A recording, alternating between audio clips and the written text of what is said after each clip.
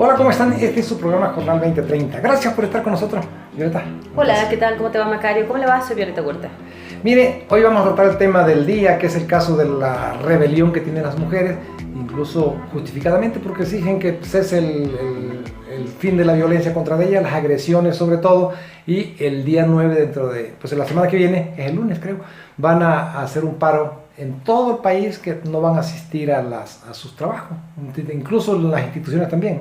Sí, el 9 de marzo ha sido convocado por organizaciones civiles y por asociaciones para evidenciar, visibilizar la violencia hacia las mujeres y con esas etiquetas de un día sin nosotras y paro nacional, tratando pues de dar a conocer la importancia pues de las mujeres en todos los ámbitos, ¿no? Político, económico, de qué pasaría si realmente no hubiera mujeres, y como protesta, por supuesto, a este tema de la violencia que no se ha podido detener y que se expresa en su forma más terrible a través de los feminicidios. Sí, yo creo que es importante que la mujer visibilice lo que dices tú, su importancia, porque aquí hemos sostenido siempre, y no es pose ni nada por agradar a nadie, sino que creo que la parte de la humanidad que es mejor es la mujer, en todos los sentidos. O sea, son más honestas, o si quieren ser muy agresivos, pues son menos deshonestas que los hombres. Entonces, eso es indiscutible, y son capaces, son todo, pero son víctimas de un maltrato desde siempre, y qué bien que ahora se esté reparando en que esto no es normal, porque también ese maltrato, sobre todo en el interior de los hogares, entre la pareja, eso se veía como normal. A nadie le importaba, a nadie le interesaba, nadie consideraba que eso pues no debería ser. ¿Por qué estás agrediendo? Y más en la pareja, ¿no? Que es de quien se debe recibir solidaridad, apoyo, cariño, amor, todo pues. Entonces, eso está muy bien. Yo creo que esto va a tener mucho efecto, ¿no? Sí, seguramente allá hay reclamos también en redes sociales, actores políticos, a los partidos políticos, que de acuerdo, bueno, con algunas organizaciones ven que quieren lucrar con esto, que quieren pues colgarse del movimiento también, lo cual pues no es adecuado, porque finalmente el reclamo es a todos. Todos los partidos están gobernando en sus diferentes formas en municipios, en gobiernos del estado y en el gobierno federal, y todos son responsables de la violencia, de la impunidad, en este caso también por supuesto las fiscalías que no están dando los resultados esperados, las propias policías que son municipales, estatales y federales, que también pues no han podido prevenir o disminuir la inseguridad, bueno, sobre todo pues en las calles, porque bueno, al interior de un hogar evidentemente es complicado, pero que muchas veces las autoridades también, incluso judiciales, no han dado la respuesta adecuada para órdenes de protección, para sentencias, para llevar un juicio que realmente sea justo pues para víctimas de violencia, de feminicidios. Y yo creo que es necesario que la mujer proteste, ¿no? Y también, curiosamente, este problema que así ha existido de siempre, porque no lo creó el nuevo gobierno, como se quiere hacer creer, y es mezquino pues de parte de los dos partidos que quieran abanderarse, pero también es entendible desde el punto de vista de que pues, son oportunistas, y si son tan mal que quieren abanderar causas que son justas, como esta causa es justa. Yo creo que aquí el problema es que la mujer desde siempre ha sido ninguneada, desde siempre ha sido menospreciada, desde siempre ha sido discriminada y excluida, y desde luego aporta muchísimo su aportación a la economía, tanto en la actividad probablemente productiva como también en las casas, porque eso se olvida, que en las casas hay también aportación económica importantísima de las mujeres, no porque no salgan a trabajar y a producir en una fábrica o en el gobierno, no es importante lo que hacen, y eso también tiene que reivindicarse por una parte, ¿no? Pero yo creo que lo que aquí pasó, que se le dio más visibilidad, curiosamente, con las mujeres políticas. Las mujeres políticas empezaron a darle mucho vuelo, pero por sus intereses, diciendo que había violencia política, que ellas podían ser diputadas federales y eran diputadas locales, podían ser diputadas locales y eran alcaldesas, podían serse gobernadoras y eran senadoras. O sea, a mí me parece que eso pues sí son problemas de grupos muy pequeños, pero son problemas también de discriminación definitivamente, pero ese no es el problema como lo plantean. Se llegó a hablar, hasta se llegó a legislar la violencia política, que se legisle la violencia contra las mujeres de las parejas en las casas, los malos sueldos, el acoso, la violación, desde luego no se diga la expresión brutal de los feminicidios, ¿no? Eso es importante. Lo otro también es importante, pero no es el verdadero problema de las millones de mexiquenses. Después de todo, ¿cuántos cargos de diputadas locales, de alcaldesas, que son las más, son como 2.500, digo, de alcaldías, y pues, el diputado federal son 500, los senadores son 128, y si así nos vamos a todos los cargos de elección popular, son poquitos. El problema, aunque sea grave y debe resolverse, no afecta como afecta la violencia que afecta a la 60% de las mujeres, ¿no? Y aparte que también han aumentado los delitos contra las mujeres, delitos como el acoso sexual, como la violación, que no se han podido detener, no solamente son los feminicidios.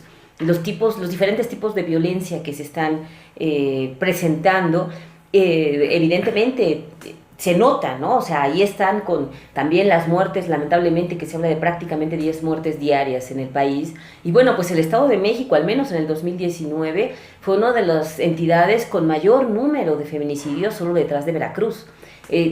Lamentablemente, pues no se ha podido detener esta violencia, a pesar de que tiene 2 alertas de género, una por violencia feminicida, otra por desapariciones. Pero también no es posible que las autoridades estén, y los políticos, por supuesto, estén olvidando que el Estado de México es una de las entidades con mayor impunidad también, con mayor número de violencia, y que ahora se estén colgando del caso Fátima que ocurrió en la Ciudad de México como si fuera único en el mundo, como si fuera único en el país, pues. El reclamo no solamente es Andrés Manuel López Obrador, y verlo así, pues es hasta fracasar como oposición, porque la oposición tiene que asumir que también sus gobiernos tienen un reclamo verídico, que es hacia todos los políticos, sin tintes, sin colores, y que por supuesto que hay un reclamo hacia el presidente, porque muchos habríamos esperado que hubiera una mejor respuesta y más sensible en el tema de feminicidios por parte de López Obrador. Ahora hay una cuestión también que no debemos perder de vista, y que parece que deliberadamente, sobre todo los que quieren sacar raja política del problema de las mujeres, que es pues, la verdad condenable, es que los feminicidios y la violencia contra las mujeres, incluyendo la violación, incluyendo las agresiones, todo eso, son delitos del fuero común, no son delitos... Que nosotros lo hemos señalado. Sí, aquí lo hemos mencionado, pero parece que no se entiende.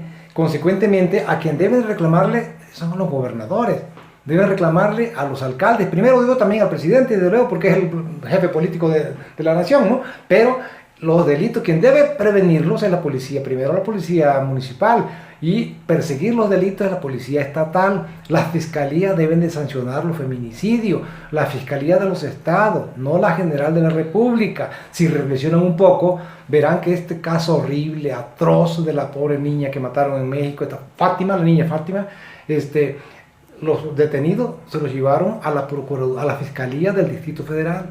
No se la llevaron a la General de la República, porque no le corresponde a la General de la República tratar los feminicidios, pero se ha generado la creencia de que el culpable que tiene que resolver los feminicidios es el gobierno federal. Yo creo que también hay una perversión, una distorsión de la lucha, y la mujer tiene que estar atenta en eso. Sí, por supuesto, de que el reclamo sea a todos, sí. O sea, que nadie puede quedar exento, que ni el PAN, ni el PRD, ni el PRI, porque no estén gobernando en este momento, sus gobiernos, porque sí hay ayuntamientos, por supuesto, y gobiernos locales que tienen en diferentes partes del país, sus gobiernos también tienen que dar respuestas como las tiene que dar el gobierno federal. Eso es algo que tiene que quedar claro. Pero lo importante aquí, pues, es visibilizar esta violencia, y que dejemos de lado también todo este tema de que pues, los feminicidios no existen, que para mucha gente es un privilegio el hecho de que existan feminicidios, porque también existe, según hay versiones de que los hombres también se matan. Creo que no es no entender lo que es un feminicidio, ¿no? A las mujeres es matar a las mujeres por el hecho de ser mujeres. Sí, yo lo que voy es que al gobierno federal es responsable de la seguridad, tranquilidad y armonía en todo el país, pero no le compete castigar a los feminicidios, ni investigarlos, ni actuar, pero se está dando la idea de que el que hay que exigirle que resuelva y que castigue a los feminicidas. Bueno, al Palacio Nacional le fueron a pintar diciéndole feminicida al presidente y diciéndole que protegía a los feminicidas. En todo caso, si hay protección a los feminicidas, que yo no lo creo, más bien hay incapacidad y desinterés e insensibilidad, es de las fiscalías estatales, no de la presidencia de la República, por una parte, ¿no? Por la otra, yo creo que pues le reclama justo, aún con las mezquindades que puede haber de quienes quieren sacar raja política, el reclamo es válido, incluso se tardaron demasiado, ¿no? Y ahora en el caso del PRI también se suma, lo que no, hasta un solo feminicidio ya es grave y es condenable, pero el caso del último año de Peña Nieto hubo más de 900, cerca de 1000, o sea, ya no viene de diciembre del 2018. Claro, y finalmente muchos, un alto porcentaje, porque lamentablemente también falta transparencia en este tema, pues están en la impunidad. Así es. Entonces, eso es lo grave. Eso es un tema que seguramente va a seguir y que bueno, hay que respetar los reclamos, hay que unir voces incluso, hay que ser solidarios con estos movimientos, pero sin permitir que los partidos se cuelguen de estos temas, ¿no? Así es. Vamos a un corte y regresamos. Información inteligente.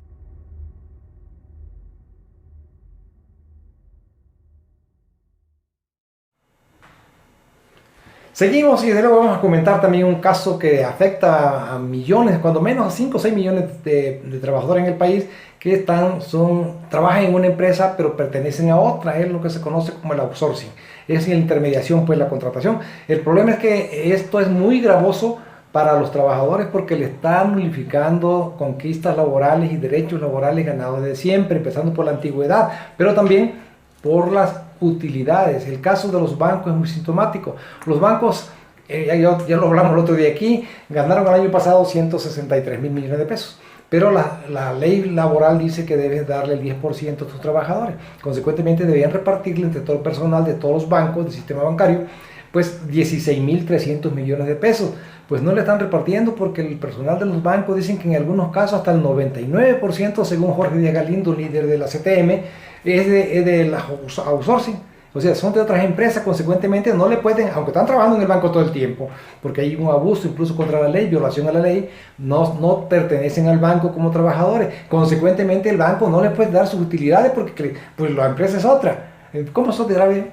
Sí, es grave, por supuesto, porque nosotros, bueno, también ya habíamos advertido que lamentablemente la reforma laboral que se hizo en el anterior sexenio, pues vino a acabar con muchos derechos laborales, vino a regularizar muchas irregularidades que se estaban registrando y que lamentablemente, pues, en perjuicio, por supuesto, de los trabajadores de diferentes empresas. Y aquí está el outsourcing, que es ahora pues el método más utilizado para contratar personal, para evitar darles prestaciones a los trabajadores y pues que se permite, que así está ahora también en la ley esta posibilidad de contratar vía terceros, de evitar que los trabajadores tengan prestaciones, que también es evitar que pues puedan tener seguridad social y que puedan tener en un futuro una pensión. Ahora hay una cuestión, se está abusando mucho de esta figura porque la ley incluso, sin modificarla, porque quieren modificar, yo creo que no necesita modificar la ley federal de trabajo, simplemente que se atengan a lo que dice la ley. Hay actividades especializadas que pueden hacer empresas de fuera, en todas las empresas, o por tiempo, si hacen una obra, pues van a ir los albañiles a trabajar un tiempo y se van a ir, ¿no? Pero el que está en la caja, por ejemplo, el clásico ejemplo más ilustrador es de las cajas, los bancos siempre van a necesitar una cajera para estar atendiéndolo, y ese trabajo no puede ser encargado a terceros. La ley lo prohíbe, pero aquí el problema es que tampoco se cumple la ley. Entonces la ley te permitían que hicieran lo que quisieran, y eso es muy grave. Pero se imagina, estamos poniendo el caso del banco, de las utilidades, porque son los que ganan mucho y es público lo que ganan. No sabemos cuánto ganan las demás empresas y tampoco reparten si sus trabajadores no son de ellas, aunque trabajen con ellas todo el tiempo, pues no pueden darle utilidades porque están escamoteándole, violando sus derechos, perjudicando su nivel de vida y bienestar, ¿no? Sí, así de graves. Sí, es algo que lamentablemente también pues se ha extendido, es una práctica que ahí está y que los empresarios además defienden. Sí, pero por otro lado también en el mismo tema, mientras estas empresas se extienden y perjudican a más trabajadores, la CTM nunca dijo nada sobre esto. Ayer cumplió 84 años, por cierto, que fue el presidente López Obrador a su congreso, y guardaron absoluto silencio, todavía siguen guardando absoluto silencio. Sí, bueno, estos sindicatos que han sido más aliados del poder que de los trabajadores durante toda su existencia, pues ahora están quedando con el gobierno en turno. No son ya los aliados eternos del PRI, al parecer, o al menos no en este momento. Habrá que ver ahora que vengan las elecciones, pero la CTM pues está acomodando a donde puede, y bueno, pues el gobierno también recibiendo a quienes en su momento criticaba, ¿no? Eso también puede ser criticable para la administración de Andrés Manuel López Obrador, estar con estos líderes sindicales que tanto fueron criticados, aunque, bueno, pues fue una conmemoración, una celebración, pues, de los 84 años de la CTM, ¿no? Sí, definitivamente. Que no es un modelo de nada, por supuesto. Sí, claro. De nada positivo. Nada positivo en el mundo del universo sindical. Claro. ¿Sí? Ahora, también vamos a hablar esto último que salió sobre la investigación al presidente Enrique Peña Nieto por actos de corrupción. Yo creo que todo el mundo quiere que a Peña Nieto lo llamen a cuenta y que le apliquen la ley, incluso que lo encarcelen. Es entendible, pues, todo el agravio que hizo, todo cómo despedazó el país. Yo no sé si él haya sido el cerebro, o sean otros, pero el chiste es que los resultados son eso. Pero el problema está en que el delito de corrupción, de lo que lo quieren acusar, no era grave en el anterior gobierno, apenas es grave con este, por una parte. Por la otra, el presidente, según la Constitución, que no se ha modificado, o bueno, cuando menos la que estaba vigente entonces, solamente puede acusar por delitos muy graves como traición a la patria.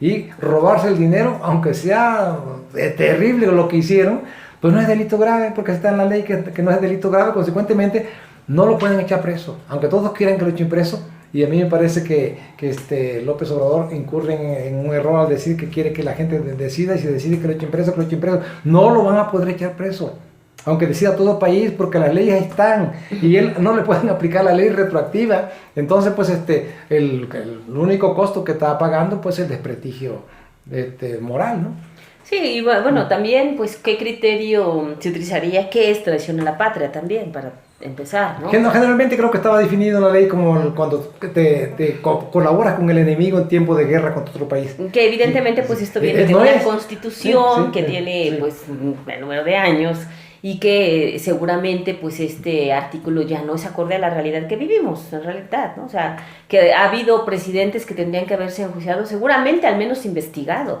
para ver estas posibles irregularidades de diferente índole y en diferentes momentos de la historia del país que se registraron. Pero bueno, el más cercano, o los más cercanos, porque también, pues, en redes sociales a Felipe Calderón no lo sueltan, son Calderón, son Enrique Peña, y hay gente que está pidiendo que se les investigue y que se les sancione, sobre todo a raíz de lo que pasó con García Luna, que además fue una persona cercana y que trabajó en el gobierno de Calderón, y que, pues, habría que ver si en alguna investigación podría tener ahí alguna liga con el expresidente del PAN. Que la tenía porque es su brazo derecho por una parte, ¿no? Pero por la otra también es que el gobierno de Calderón, estaba combatiendo al narcotráfico. Y resulta que por eso inició la guerra. A quien le encargó combatir al narcotráfico, los protegía. Y ese fue el gran problema, y yo creo que es la gran carga que va a traer el PAN, aunque ya Calderón no sea de ellos, y todos los que son panistas, porque ellos incurrieron en ese grave delito. ¿Ya te imaginas qué dirían si el caso de Calderón fuera de López Obrador? La prensa. Sí, no, o sea, evidentemente. La verdad es que lamentablemente, pues, también aquí ha habido medios y periodistas que han pues cobijado a Calderón, que no lo han criticado como debiera, que no, evidentemente el expresidente, pues, se lava las manos, pero habría que ver, y bueno, pues, cómo vendrá finalmente las investigaciones, que además, pues, ahorita está en Estados Unidos. Entonces, pues, eso tendría que dar garantía de mayor imparcialidad sobre qué es lo que va a pasar con García Luna, qué va a decir y a quiénes podría involucrar. Claro. Ahora, incluso en la prensa, la gran prensa nacional, de cobertura nacional, los medios informativos, los conductores y los comentaristas dicen que ya no debe de hablar López Obrador del pasado, que se ponga a resolver los problemas porque ya los tiene él y es su responsabilidad. Efectivamente es su responsabilidad hacerlo, pero creo que incluso se está quedando corto en cuanto a que no se debaten las causas, por qué llegamos donde estamos. Eso debe esclarecerse más allá. Ha sido insuficiente la carga y la culpa, pues, el examen de las culpas de los pasados. No como dicen que ya no debe hablarse, está pendiente por qué gobernaron tan mal, por qué fueron tan corruptos, por qué fueron tan ineficaces, por qué fueron tan pues, antipatriotas en realidad a afectar al país. Falta todavía, no es que no debe decir, y la sociedad también debe de hacerle rendir cuenta, ¿no? Por supuesto, ese es un tema que también, pues, evidentemente está pendiente, ¿no? Así Pero es. bueno, vamos a un corte y regresamos con otros temas. Información inteligente.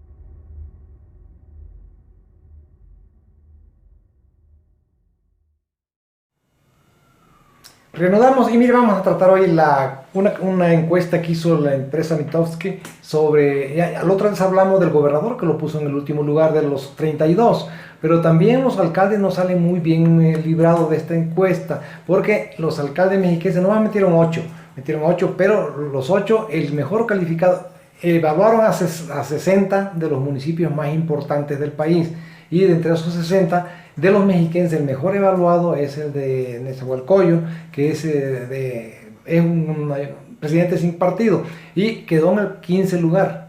El alcalde de Toluca quedó en el 24, y de allí otros quedaron en el Ecatepec 28, Tlalnepantla 35, Atizapán de Zaragoza 41, estamos hablando de 41 entre 60.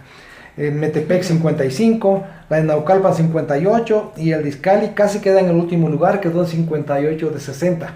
Imagínense, ¿no? Yo creo que también esto es un problema muy grave, porque quiere decir que están trabajando muy mal, es la percepción que tienen sus gobernados del trabajo que están haciendo. Sí, pues por arriba de la media solamente estarían Nezahualcóyotl y después de Toluca y Ecatepec. La verdad es que parecía increíble que Ecatepec incluso esté aquí, porque si recordamos en anteriores gestiones, el alcalde de Ecatepec siempre era de los peores o el peor, ¿no? Evaluado. Entonces esto tendría que ser muy preocupante, sobre todo para quienes le siguen, que son Tlalnepantla, Atizapán de Zaragoza, Metepec, Naucalpan e Izcalli, todos de Morena. Claro, en el caso de Ecatepec yo creo que está muy bajo, porque se está quedando en el lugar 28 de 60, pero fue un gran avance, claro, que tenga el 28% de aprobación de su gestión. Problemas. Es que su antecesor se lo dejaron tan mal que el antecesor tenía el 9% de apoyo.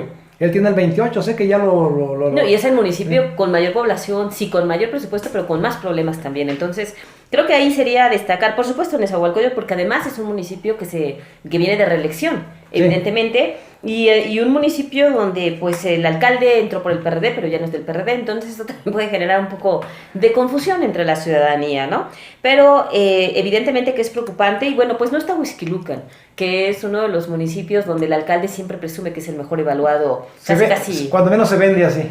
Así se vende en sus redes sociales, así se vende en algunos medios que lo apoyan. Entonces, bueno, sería interesante verlo ya en una encuesta que no esté cargada hacia nadie, ver cómo está ubicado realmente a quien el PAN ve como su próximo prácticamente candidato a gobernador. Claro, ahora deben de preocuparle al gobierno del estado, a todos, que los alcaldes sean malos, porque si los alcaldes son malos, también los resultados le repercuten a la imagen del gobernador del estado. Y yo creo que si todos los alcaldes fueran muy buenos, brillantes, eficaces, honestos y atender a la gente, con todo y lo mal que gobierna el licenciado Alfredo del Mazo, sería mejor el estado. No, y además, por supuesto que es preocupante, y tendría que serlo también para los partidos políticos, que el único alcalde que no es de Morena, entre los que están aquí evaluados, es el que está mejor posicionado, O sea, eso tendría que ser una alerta muy fuerte, claro, para Morena, claro, que se está matando por cargos en este momento, que no hay dirigente estatal, que no hay control en el Estado de México, y que han permitido que se genere un desastre. En las boletas del 2021 no viene Andrés Manuel López Obrador, y puede venir una caída brutal para ese partido. Sí. Ahora estos alcaldes evaluados concentran como el 56% del Producto Interno Bruto del Estado, que es una cuestión también que hay que tomar en cuenta, ¿no? Sí, son los más grandes, sí, y más ricos, los que tienen mayor presupuesto, los que sí, por supuesto manejan más recursos, y evidentemente aquí también pues la ciudadanía, si no está de acuerdo, si ha visto que cometen irregularidades, que los denuncie. Claro. Para eso está el órgano superior, para eso está la Contraloría, y exigirles a estas instituciones que trabajen. Claro, y también queremos hablar los resultados de la Auditoría Superior de la Federación sobre el gasto federal en el Estado, y también sobre el tren. Sí, y por supuesto, la Auditoría Superior de la Federación acaba de entregar la última entrega del 2018, que todavía fue el último año de Enrique Peña Nieto. Las observaciones que se hacen y que dan cuenta, bueno, evidentemente de diversas irregularidades que ya han salido a la luz, por ejemplo, en el aeropuerto internacional que se estaba construyendo en Texcoco, y que hay montos muy importantes por aclarar. El famoso tren interurbano que tanto se ha anunciado, y bueno, pues que este gobierno federal también ya dijo que van a terminar. La Auditoría Superior hizo 6 auditorías en 2018, en la última entrega, porque bueno, antes ya había hecho otras, y detectó que hay 200 millones de pesos que tiene pendientes por aclarar por diversas irregularidades, principalmente por pagos indebidos que se hicieron en diversas áreas. Pero también encontró que pues nunca hubo una planeación adecuada, que no se previeron riesgos sociales, que incluso en algún momento la SCT mantuvo los trabajos de esta obra sin el estudio de impacto ambiental, porque ya se había vencido y las autoridades ahí tampoco hicieron nada. Y la alerta de que si este tren no se termina, o se llega a terminar más bien al 2024, habrá una pérdida de recursos de más de 37,000 millones de pesos, porque pues no se planeó, siguen los amparos, las obras están detenidas, y resulta que esto ha sido un desastre de retrasos, sobrecostos, encarecimientos, por culpa de la mala planeación pues de la SCT de Gerardo Ruiz Esparza. De lo que nadie se responsabiliza además. Claro. Y oiga, también... Y que tendría que derivar en sanciones también. Claro. Por supuesto. Sí. Ahora también queremos hablar de otra cosa. El Televisión Mexiquense, del que hemos hablado otras veces aquí, despidió a un reportero que ya tenía mucho tiempo, creo que era hasta jefe de información, tenía algún cargo directivo ahí, y viéndolo en las autoridades laborales, dicen que yo creo que va a volver a perder este juicio Televisión Mexiquense porque los pierde casi todos. Nunca ganan los juicios, todo siempre que cuando hay por despido, pues ya sea porque no contesten las demandas, ya sea porque son malos las áreas jurídicas de ellos, o porque simplemente son prepotentes, no se presentan a las audiencias y pierden casi todos.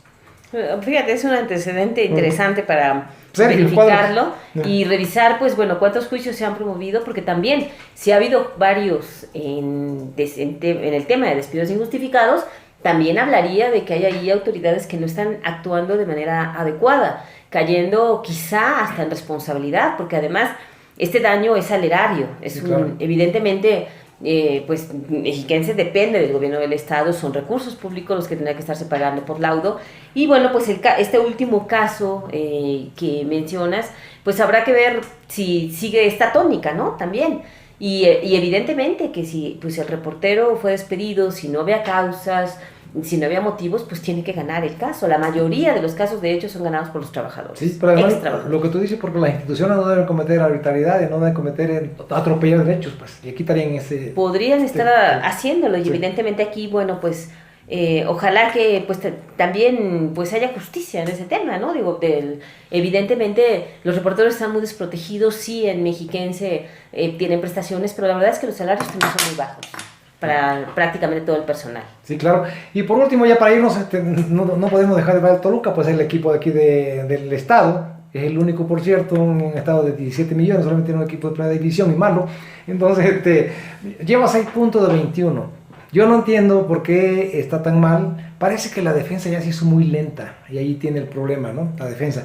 Porque ahora tiene buenos jugadores, a diferencia de los otros 2 torneos que sí efectivamente le faltaban recursos profesionales. Ahora tiene buenos jugadores y tiene que rendir mejor. Sí, esa sería la exigencia, por supuesto, que el Toluca realmente pueda dar mejores resultados, y bueno, pues ojalá que se logre. Tienen un buen técnico, un muy buen técnico me parece, y bueno, los jugadores, pues como tú mencionabas, están jugando mejor, pero pues hacen falta resultados. Sí, definitivamente. ¿No? Eso es lo que cuenta al final del día, los puntos que puedan sumar. Así es. Pero bueno, nos vamos, Macario, gracias. Gracias. Ojalá que nos puedas seguir en nuestras redes sociales, estar atento por supuesto a otro programa semanal en los que estamos, y bueno, pues le agradecemos que haya estado con nosotros.